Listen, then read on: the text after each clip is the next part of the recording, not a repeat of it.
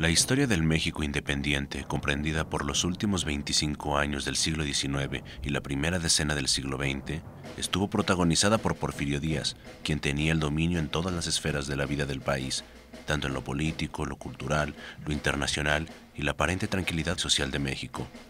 Como resultante de esto, en 1910 supuestamente se había alcanzado una estabilidad, paz y un adecuado contexto nacional.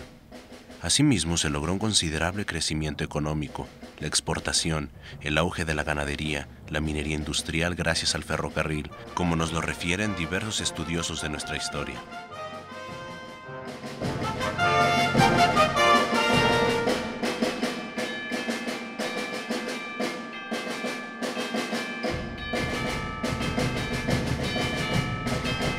Desde 1902 comienzan los preparativos para conmemorar el centenario de la independencia, intensificándose en 1909. El general Díaz, quien ya tenía para entonces 30 años en el poder, se afana en ubicar en el plano mundial, principalmente el europeo, a México como un país progresista, confiable para la inversión extranjera, sobre todo la alemana. Se crean comisiones de toda naturaleza para organizar las festividades de tan importantes fechas. La diversidad de eventos y temas conmemorativos es sumamente amplia.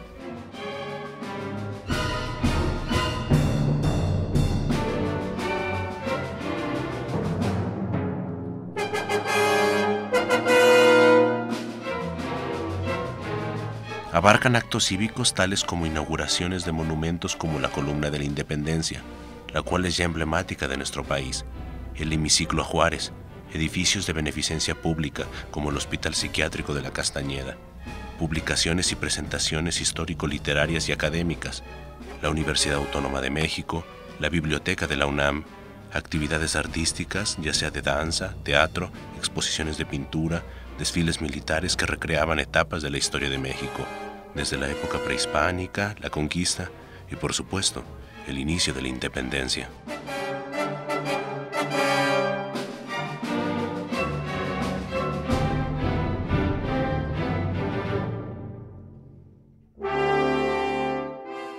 Para el Bicentenario, el desfile alusivo ahora incluye la presentación de atletas que son figuras sobresalientes en nuestro país, pero pareciera ser que para asegurar la asistencia del público se da a conocer escasamente la organización del mismo.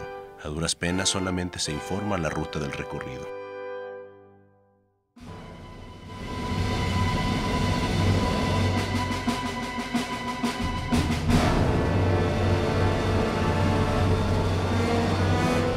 Es de resaltar que dentro de los festejos del centenario de la independencia se buscó la inauguración de obras no solamente conmemorativas, sino también de beneficio a la sociedad. Esto parece que contrasta con los festejos del Bicentenario, ya que para esto se destinó una impresionante cantidad de dinero. Se habla de 2,000 millones de pesos, realizándose obras como el Parque Bicentenario, en el estado de Guanajuato, cuyo costo fue muy oneroso y que dicen que se hizo sin el debido concurso de licitaciones previo y que puede ser explotable posteriormente. Pero parece ser que no abundan obras conmemorativas que se traduzcan en beneficio social inmediato. Posiblemente sí lo sean más adelante, no lo sabemos. El tiempo y la historia nos lo dirán.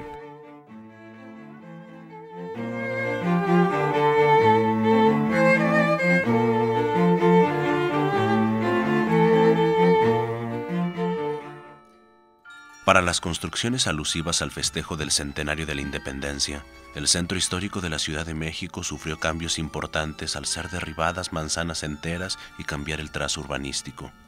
En un afán de mostrar a un México moderno y en vías de progreso, Porfirio Díaz, pretendiendo dejar testimonio de la fastuosidad de tal conmemoración, designó a don Genaro García para que se hiciera cargo de las memorias de tales eventos, las cuales se publicaron en 1911 en una crónica oficial de las fiestas del primer centenario de la independencia de México.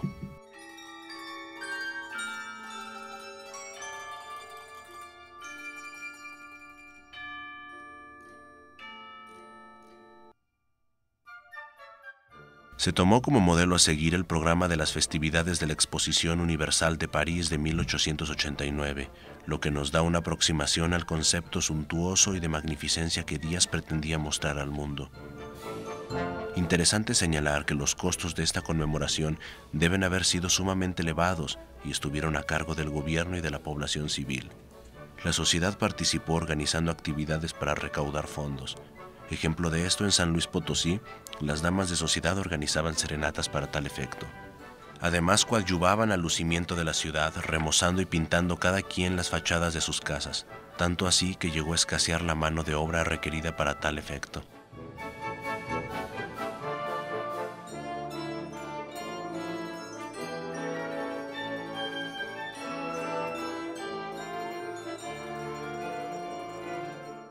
La ciudad de San Luis Potosí, al igual que el resto del país, se preparaba para conmemorar el primer centenario de la independencia de México.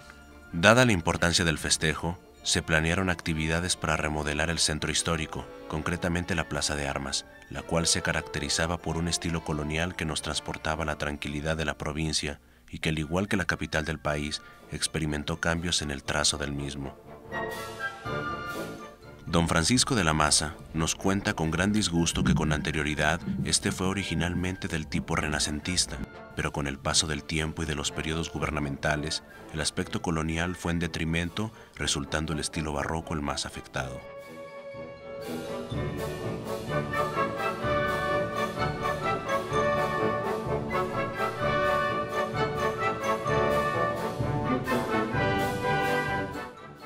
Veamos algunos antecedentes del gobierno estatal en las postrimerías del siglo XIX y principios del siglo XX.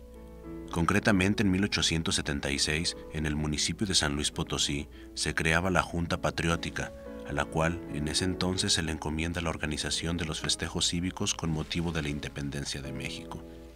Esto primeramente el 16 de septiembre.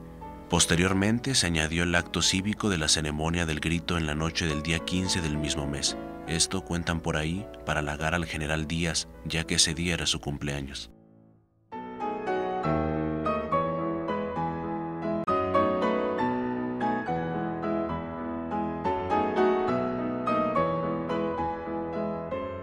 Los miembros de dicha junta eran ciudadanos distinguidos de la sociedad, y una tarea importante fue el proyecto de realizar una escultura de don Miguel Hidalgo y Costilla, la cual fue colocada en la Plaza de Armas de la ciudad. Posteriormente fue cambiada a la Alameda, no se saben las causas y el centro de la plaza quedó vacío.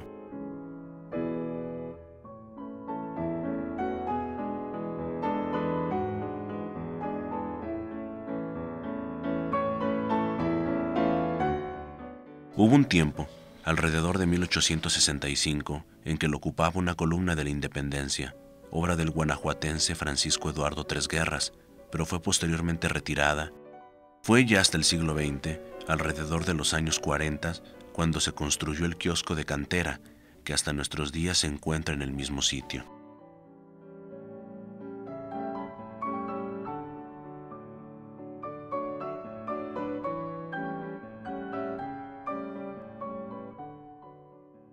En la organización de los actos conmemorativos participaron tanto las autoridades del gobierno estatal y municipal, como la del clero y la ciudadanía distinguida de la época. En ese entonces, el gobernador era José María Espinosa y Cuevas, y el municipio estaba presidido por Rafael Rodríguez, y por parte del clero el obispo don Ignacio Montes de Oca y Obregón, y ciudadanos destacados como José Encarnación y Piña, quien empezó a construir el muy conocido edificio Ipiña, inspirado en otro similar ubicado en París. Esta construcción hoy en día se encuentra en un lamentable estado de descuido.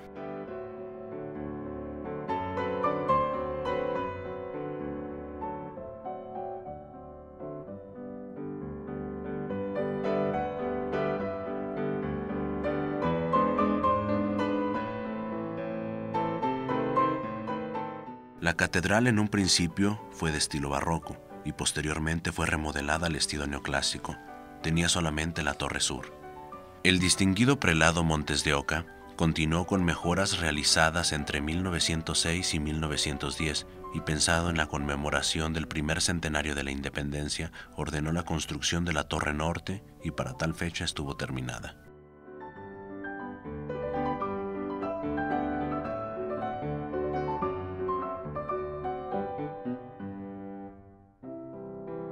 Ahora, para el bicentenario, sería colocado un carrillón que tocaría el himno nacional. Sin embargo, no estuvo listo para la ceremonia del 15 de septiembre, y sí, en cambio, se han llevado a cabo presentaciones de espectáculos de luz y sonido con temas alusivos a los héroes de la independencia y de la Revolución Mexicana.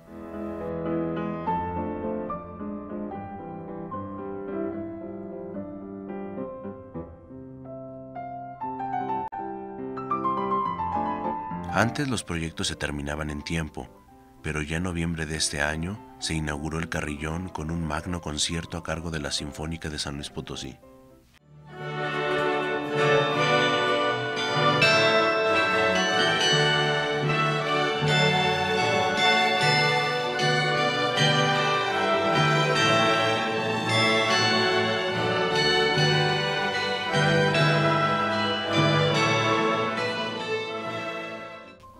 Continuando con el centro histórico, en la plaza principal del mismo, llamada la Plaza de Armas, estaba constituida por un jardín al centro, custodiada por los edificios correspondientes a las autoridades del Estado.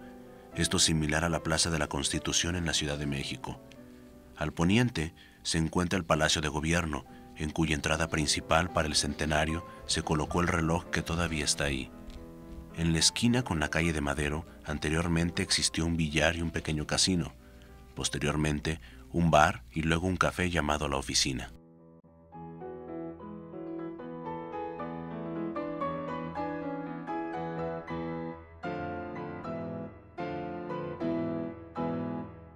En el régimen del gobernador Antonio Rocha Cordero, se adquirió toda la cuadra hasta la calle de Madero para completar el Palacio de Gobierno. Este fue comenzado a construir desde antes del siglo XX. En los años 60, fue modificada la parte sur para ocupar finalmente toda la manzana. Esta modificación no alteró las características del resto del palacio y permitió la vista del edificio de las antiguas Cajas Reales, la cual actualmente pertenece a la Universidad Autónoma de San Luis Potosí.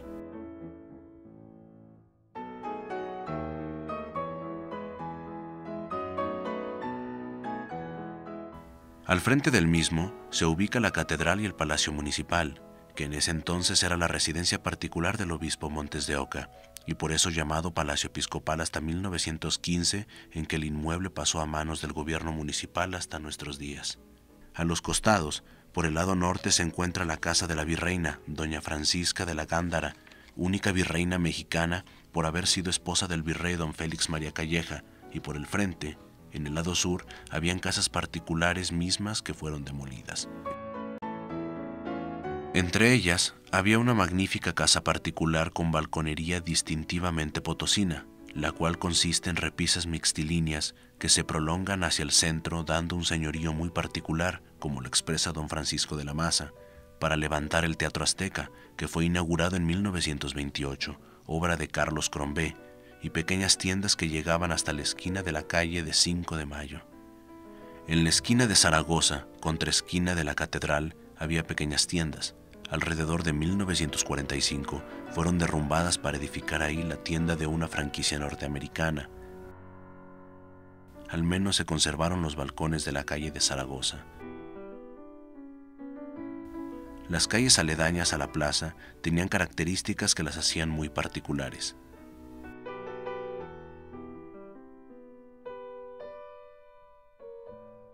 En cuanto al teatro, en años recientes fue remodelado para ubicar ahí las instalaciones del Congreso del Estado. Podemos darnos cuenta del contraste que ha sufrido esa cuadra. De las casas y pequeños locales comerciales, apareció un teatro con características prehispánicas en su fachada para llegar en la actualidad al frente que tiene el Congreso del Estado. Pareciera ser que esos cambios reflejan las tendencias sociales y políticas de sus respectivas épocas. Cuando se edificó el teatro, había un interés por incluir características prehispánicas en su fachada, incluso de ahí el nombre que se le dio, Teatro Azteca, el cual ya en la década de los 60 se convirtió en un cine de segunda categoría, 3 películas por un boleto. En el lado norte aún existe la casa que fue residencia de la virreina de la Gándara.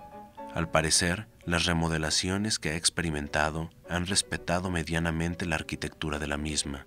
Hoy en día hay un restaurante y cafeterías, así como 2 tiendas en las esquinas, una zapatería y una tienda de ropa popular y de bajo costo.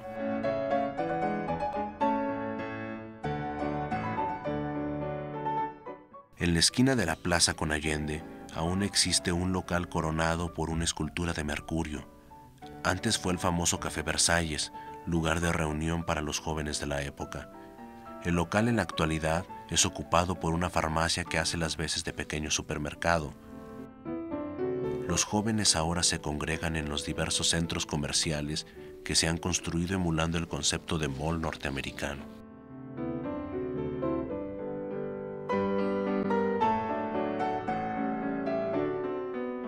A principios del siglo pasado, no existía una normatividad que protegiera la conservación del centro histórico de la ciudad, produciendo remodelaciones que dieron como resultado un híbrido poco representativo de la provincia colonial. Ejemplo de ello son algunas construcciones que, pretendiendo ser modernistas, contrastan con el contexto en donde están ubicadas. Tal es el caso de la cuadra que se encuentra en la calle de Álvaro Obregón, entre Allende e Hidalgo, en donde al centro quedó parte de un edificio colonial que pertenece a un banco y está flanqueado por una tienda también de franquicia norteamericana y una extensión modernista de la misma institución bancaria. Otro caso igualmente lamentable es el Palacio de Cristal, en cuya planta baja se encuentra una tienda importadora de baratijas orientales, y al frente, la magnífica construcción que antes albergara una tienda departamental está convertida en una especie de tianguis popular, en donde se pueden adquirir lentes de plástico por 25 pesos o sostenes para levantar las boobies.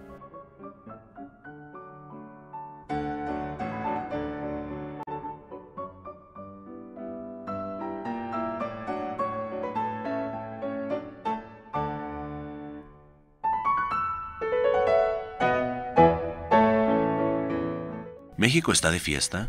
Sí, pero los cambios en el trazo urbanístico en el centro histórico de nuestra ciudad ¿representan una sociedad pujante y moderna? Desde el punto de vista estético, pareciera ser que no es así. La Plaza de Armas tenía una coherencia en sus construcciones, y ahora el kiosco está rodeado por un híbrido que no guarda armonía arquitectónica ni estética. Además, se encuentra invadida por las frecuentes manifestaciones frente al Palacio de Gobierno, con tendajones en donde hay hasta anafres para cocinar la comida de los manifestantes.